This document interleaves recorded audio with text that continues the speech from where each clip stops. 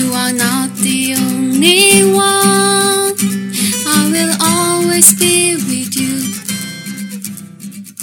김종현의 내가 목사다. 안녕하십니까. 내가 목사다. 김종현 목사입니다. 요즘 올림픽 기간이기도 하고 모든 걸 볼 때마다 좀 드라이하다는 느낌이 늘 들었는데 요즘 올림픽 때문에 눈도 촉촉하고 마음도 촉촉하고 이런 감동이 있는 것 같고요. 뭐랄까요. 이 심장이 쫄깃한 느낌이라고 해야 될까요? 그런 느낌이 요즘 들어 있습니다. 제가 이제 간이 시상식 말고 태극기가 올라가는 시상식을 요즘에는 챙겨보지는 않습니다. 예전에는 끝나면 바로 했었는데 요즘은 따로 뭘 하나 봐요. 그 태극기 올라갔을 때 그 감동이 있기는 한데 저는 그 감동은 잘 요즘에는 못 느끼겠고 긴장감도 있고 나름 놀이동산 갔을 때 갔다 와서 뭔가 막 하고 왔다는 그 나른함 같은 것도 있고요. 아주 좋습니다. 요즘에 행복합니다. 올림픽 금메달, 은메달, 동메달이 아니라 우리 선수들이 어쨌든 열심히 하고 개인적으로 태극기를 싫어하지 않습니다. 굉장히 태극기를 좋아하고 올림픽 때마다 태극기에 대한 감동이 있는 사람인데 이 선수들을 보면 태극기 문양으로 옷이 되어져 있죠. 그 모습 또 멋지고요. 좋습니다. 그래서 지금 오늘 낮에 컬링도 또 받고 컬링 잘해요. 기분이 좋습니다. 제 기분이 일단 좋고요. 여러분도 그런 기분일 거라는 생각이 듭니다. 제가 사실 얼마 전에 여러분에게 이 말을 했나 모르겠습니다. 제가 하도 말을 많이 해가지고 신문사의 인터뷰 여의도에 있는 우리 교단 신문사에 인터뷰를 하러 간 적이 있는데요. 거기에 갔더니 제 가방에 있는 노란 리본을 보고 저는 이제 리본을 배지나 아니면 우리 뭐라고 하지 플라스틱 스펀지 같은 걸로 만들어서 많이들 배포하고 있잖아요. 근데 그거 말고 노란색 천 리본에 해서 지퍼에 딱 껴서 이제 중간을 옷핀으로 이렇게 찝어서 만든 이런 좀 큼직한 리본을 가방에 달고 다니거든요. 근데 그걸 보고 목사들이라서 그런 건지 아니면 보수라서 그런 건지 그거를 이제 뭐라 하더라고요. 직접적으로 뭐라 하진 않는데 아직까지도 이렇게 달고 다니십니까? 이러면서 이제 그런 이야기를 하는 걸 제가 들었고 물론 거기 계신 분들은 우리 교단에 굉장히 중요한 일들을 하는 사람이 그런 의식을 갖고 있다라는 거고요. 그리고 예전에 제가 제 옷깃에 늘 노란 리본을 달고 다니고 양복깃에 양복깃에 보면 배지를 달 수 있는 그런 아주 틈이 있지 않습니까? 이렇게 라인이 있는데 거기에 노란 리본을 배지 형태로 늘 달고 다녔었는데 아주 무례하게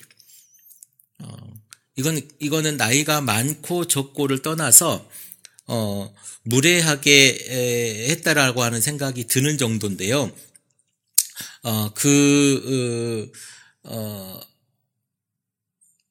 그런 분들이 그러니까 여러분 생각해 보십시오. 저도 나이가 이제 40대 중반 많은 나이라고 말할 수도 없어요. 목사들 세계에서는 그렇게 많지도 않아요. 그런데 그 나이에 제가 옷깃을 질질 끌려가고 잡아당기면서 그분들이 나이가 많고 적고를 떠나서 그렇게 훈계할 나이는 아니죠, 제가. 그런데 그렇게 하더라는 거예요. 그리고 나서 얼마 전에 이제 정권 비판하는 아주 정말 말도 안 되는 가짜 뉴스라고 하죠. 카톡을 저한테만 보낸 게 아니고 우리 지방회라고 하는 지역 모임 이 지방회 목사님들 전체에게 보낸 것 같아요. 그래서 이건 좀 아닌 것 같다. 그리고 이제 태극기 인공기 논란이 있었죠. 무슨 단일팀의 아이스하키 여자 아이스하키 단일팀의 인공기 논란도 있었지 않습니까? 그 인공기 논란 그것도 말도 안 되는 얘기 아닙니까? 누군가가 계속 팩트 체크를 해줘야 되는 이런 세상이 너무 저는 우습다고 생각합니다. 그리고 그 체제 우월성을 선전한다고 하는 아이스하키 팀이 아니죠. 응원팀의 응원단, 그 이야기를 했었는데요. 저는 그 사람들이 여기에서 100명이 와서 1000명이 와서 응원을 하든 저는 그 응원단을 보면서 북한 체제가 우리 체제나 지금 내가 살고 있는 환경보다 훨씬 우월하고 좋다라고 하는 생각을 해본 적이 없어요. 그런데 그것을 우월하다고 이야기하는 사람들은 북한 체제가 우월하다고 생각하나 봐요. 그래서 그 사람들이 와가지고 자기 체제의 우월함을 선전한다 이렇게 이야기를 하는 것 같아요. 저는 그걸 보면서 아무 생각이 안 났거든요. 그냥 하나보다 그랬는데 그런 우월함을 선전하고 그 우월함을 우리가 인정해주고 있는, 도대체 그 인정해주고 있는 사람이 누군가, 이런 생각을 제가 해봤습니다. 그리고 제가 볼 땐 절대 그런 게 아니다. 그러니까 무언가 그걸 통해서 그렇게 함으로써 그 사람들도 알겠죠. 북한 체제가 우월하지 않다는 거. 근데 우월함을 선전하러 왔대잖아요. 그러니까 우월하다고 생각하니까 와서 선전한다고 얘기할 거 아닙니까? 우리 제대로 보면 화낼 것도 아니에요. 불쌍하고 안타까운 거죠. 아니 그 반대편에서 하는 사람들은 전혀 우월하다고 생각 안 하는데 당신들만 우월하다고 생각해. 그거 너무 웃긴 얘기 아니에요? 제 눈에는 그렇게 보이고요. 이제 명절도 다 끝났고 오늘 제가 여러분들과 조금 나누고 싶은 이야기는 목사들의 위상인 것 같아요. 한국교회에서 목사들은 굉장히 중요한 위치를 차지하고 있어요. 굉장히 중요합니다. 한국교회의 목사라고 하는 직분이 없어진다고 생각해 보시죠. 여러분 어떻게 되겠습니까? 저는 목사가 요즘 들어 이 목사들이 긍정적인 이런 이야기보다는 부정적인 뉘앙스로 많이 비춰지기도 하지만 시골이나 아니면 때론 어느 공간에서 어느 지역이나 어느 곳에서는요 목사가 없으면 큰일 나는 것도 되게 많습니다.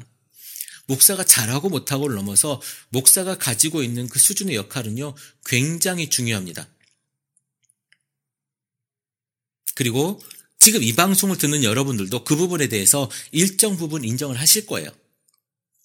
자, 그런데 얼마 전에 이제 이런 얘기를 들었어요. 어제 이제 제가 우리 크리스찬 살롱에서 인문학 강의하는 거 아시죠?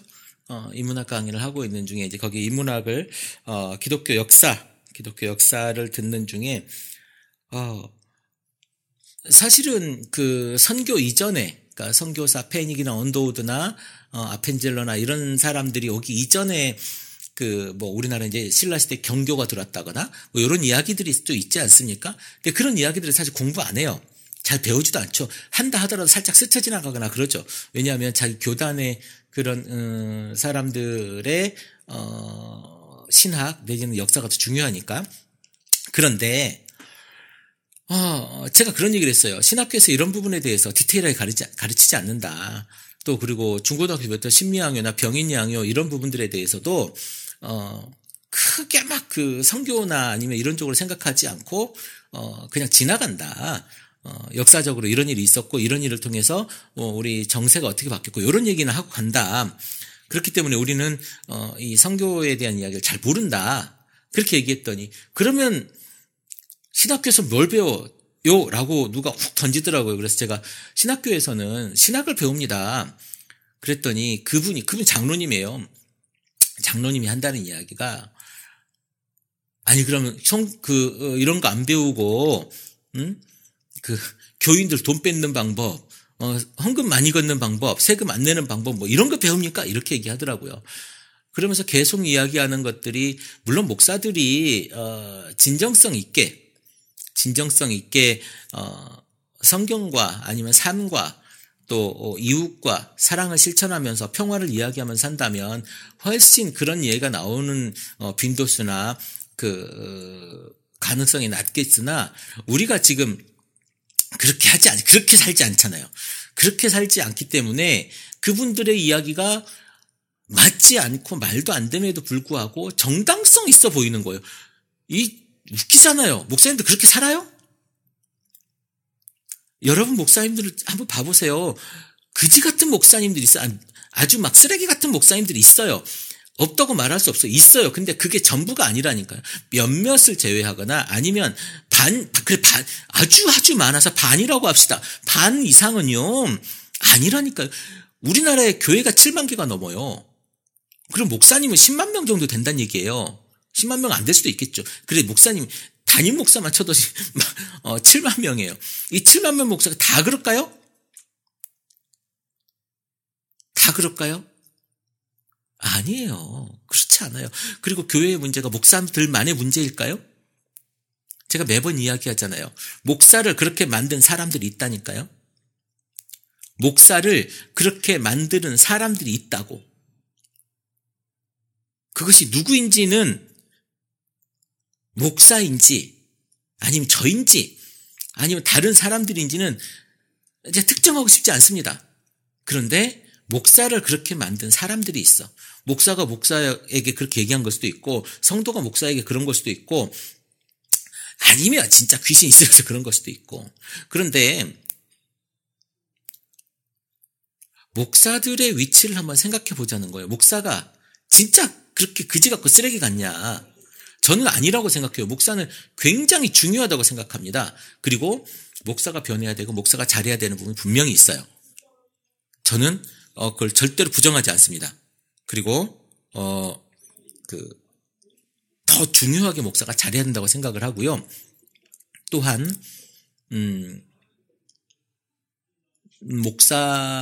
목사로서 해야 될 일들이 분명히 자리합니다. 일단 설교부터 시작해서 잘 배우고 잘 해야 된다고 생각을 하는데 신학교에서 그거 가르쳐요. 막 뭐 이상한 거 가르치는 거 알죠? 신학교에서 그런 거 안 가르칩니다. 그런데 신학으로만 해서는요. 잘 보십시오. 신학에 가진 것 사실 특별하게 막 대단한 걸 가르치는 것도 아니에요. 성경, 그다음에 성경을 해석하는 도구, 어학, 그리고 또 뭡니까? 거기에 이제 현대신학 뭐 이런 여러 가지 그 성경을 해석하기 위한 도구들을 계속 가르치죠. 그리고 이제 뭐랄까요? 이제 리더십에 대한 부분도 가르치고 뭐 심리 상담 뭐 이런 것도 가르치고 기독교 교육도 가르치고 음악도 가르치고 뭐 이런 것들을 해요. 여러분 거기 신학교에서 뭐라고 합니까? 제가 알기로는 다른 신학교는 어떤지 모르겠어요. 근데 제가 있는 신학교는 막 방언 가르치고 이러지 않아요. 그런 걸 정식 교육 과목에 넣지도 않습니다. 근데 왜 거기에 나온 사람들은 그렇게 할까요? 왜냐하면 이 사람들의 목사 사람이잖아요. 그러다 보니까 이 가르치는 걸로 해석해서 설교해서 되는 게 아니더라는 걸 아는 거예요. 그리고 뭘 합니까? 호구지책이 필요한 거야. 좀 더 잘 살고 싶은 욕망도 필요하고 그냥 거친 음식보다 부드러운 음식, 따뜻한 음식을 먹고 싶어 하고 사람이 다 똑같지 않습니까? 그거 하고 싶은 거예요. 근데 그 기술들이 있어. 그렇게 하는 사람들이 있어. 그 하는 사람들을 가지고 그렇게 한 거예요. 그러니까 목사들한테 뭐가 있느냐? 욕망이 있는, 욕심이 있는 거예요. 잘 살고자 하는 그 욕심, 그 욕망. 근데 그거를 절제하지 않으면 그것들은 아마 계속될 거예요. 근데 뭐냐면 목사들도 인간이기 때문에 그것들을 절제하기가 힘들어. 근데 잘 보십시오. 요즘의 구도가 어떻게 되냐면 교회는 목사한테 돈을 조금 주고 싶어 해. 그런데 목사는 돈을 많이 받고 싶어요. 이거 똑같지 않습니까? 여러분들 회사하고 뭐 이 직원과의 관계처럼 여러분들이 목사를 직원처럼 부리면요. 목사도 여러분들한테 고용된 사람처럼 할 수밖에 없어요. 신앙인으로서 살아가고 전임으로 살아가는데 그 전임으로 살아가는 것만큼의 대가를 해줘요. 여러분들이 해주세요. 그럼 욕심 안 부릴 수 있어요. 더 부릴 수도 있겠죠. 그거는 개인적인 양심에 맡겨야 될 것 같아요. 그건 그 부분에 대해서 그래서 여러분들 어떻게 합니까? 그렇게 욕심 부리고 하는 사람들 쫓아내잖아요. 저는 그 중간에 적절하고 적정한 아주 중요한 길을 잡아야 된다라고 생각을 합니다. 여러분 신학교 가보시면 알겠지만요. 신학교에서 막 기도 열심히 해가지고 응답받는 방법 이런 거 안 가르쳐요. 절대로 안 가르칩니다. 그거 다 이상한 데서 배워오는 거예요. 딴 데서 배우는 거고. 저 신학교 나왔잖아요. 제가 잘 알지. 저 대학원도 나왔어요. 잘 알아요. 신학교에서 뭐 가르치는 건지. 그리고 여러분 박사학위 받은 사람들 있잖아요. 신학으로 박사학위 받은 사람들이요. 그 사람들 막 뭐라고 하지? 방언 뭐 이런 거 해가지고 박사학위 받는 거 아니에요. 공부하고 연구하고 그렇게 해서 하는 거예요. 신학교가 이상한 사기꾼 교습소가 아니라니까요. 여러분들 어떻게 생각하는지 모르겠으나 적어도 교육은 그렇게 합니다. 그런데 왜 목사들이 거기 나와가지고 그렇게 안 하느냐? 그것만 해가지고는 못 먹고 살아서 그래요. 중요한 거 그겁니다. 그리고 더 잘 먹고 살고 싶은 욕망이 있어서 그래요.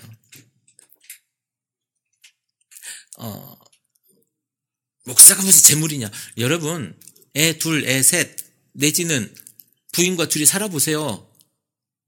한 달에 50만 원 가지고 100만 원 가지고 살 수 있는가? 왜 사모님이 벌면 되지 않느냐? 여러분 사모님 저 같은 경우는 그렇게 하지 않지만 교회에서 사모한테 요구하는 게 없습니까? 돈도 벌고 교회 사역도 하고 그렇다고 교회 사역하면 여러분 사모님한테 돈 줍니까? 중요한 건 한 인간으로서의 목사도 굉장히 중요하고요. 전임 사역을 하는 어떤 직분을 맡은 자로서의 사역도 굉장히 중요합니다. 그리고 설교하는 데 쓰는 에너지도 굉장히 중요해요. 여러분 저야 일주일에 한 번, 두 번 이렇게 설교하지만 어떤 분은요 새벽 예배 매일 설교하고요 수요 예배, 금요 예배, 주일 예배 2번 장난 아니죠. 일주일에 10번 설교하는 분 되게 많아요. 기본으로 10번 설교하는 분들 있죠. 거기에 신방까지 가보세요. 그러면 10번, 15번 설교해요. 그거 그냥 직장 다니면서 하세요. 이게 됩니까? 여러분 목사님이 한 번 와주시는 거 얼마나 여러분 좋아합니까?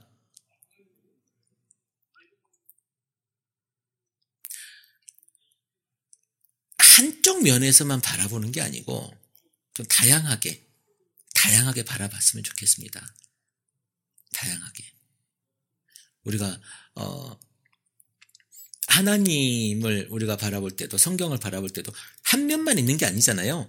다양한 면의 하나님의 모습이 또 성경 안에 나타나기도 하고 그리고 그 성경 본문도 굉장히 다양하게 나타나지 않습니까? 한 부분에 대한 이야기도. 그러니까 아니 복음서도 4개나 되는데 그 부분에 대해서 우리가 생각해 볼 필요는 충분히 있다고 생각을 해요. 여러분이 교회를 생각하고 또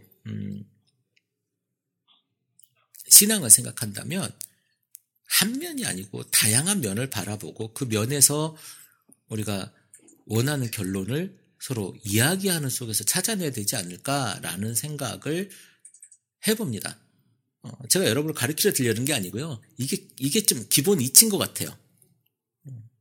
여러분 이 기본 이치조차도 망각하고 무조건 비판하고 신학교 나오면 다 사기꾼을 만드는구나 이렇게 생각한다면 그건 나쁜 생각이죠. 여러분 그런 생각하는 사람은 나쁜 사람입니다. 물론 좋은 사람 나쁜 사람 이렇게 딱 구분할 수는 없겠으나 그런 생각은 나쁜 생각이에요. 여러분 좋은 생각으로 생각을 좀 바꾸는 작업을 하면 좋겠다 싶습니다. 그리고 목사는 그냥 목사로 딱 찍혀서 나오는 게 아니고요. 만들어져 가는 겁니다.